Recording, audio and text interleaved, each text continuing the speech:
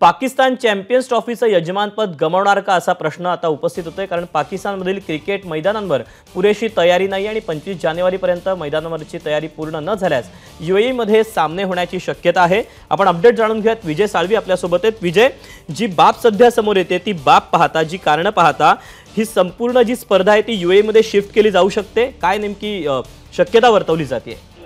दीपक, पाकिस्तानातल्या कराचीतलं national stadium असेल, लाहोर मधला गडाफी असेल किंवा रावळपिंडीचं क्रिकेट स्टेडियम असेल, या तिन्ही ठिकाणी या चॅम्पियन्स ट्रॉफीचे पाकिस्तानमधले सामने होणार होते। अर्थात भारताचे सगळे सामने दुबईत होणार आहेत हे आधीच स्पष्ट झालेलं आहे, पण या तिन्ही मैदानांची अजूनही बांधकाम किंवा त्याचं अपग्रेडेशन जे आहे, तिथल्या ज्या सोयीसुविधा आहेत त्यांचं, तर ते अजूनही पूर्ण झालेलं नाही आहे। ही चॅम्पियन्स ट्रॉफी अगदी तोंडावर आली आहे। 19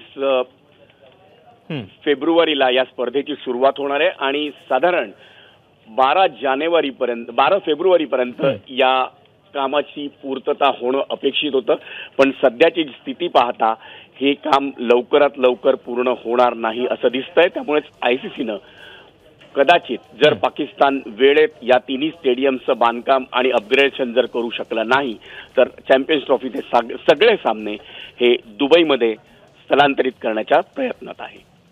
विजय, धन्यवाद दिलेल्या सगळ्या सविस्तर माहितीबद्दल। एबीपी माझा, उघडा डोळे बघा नीट।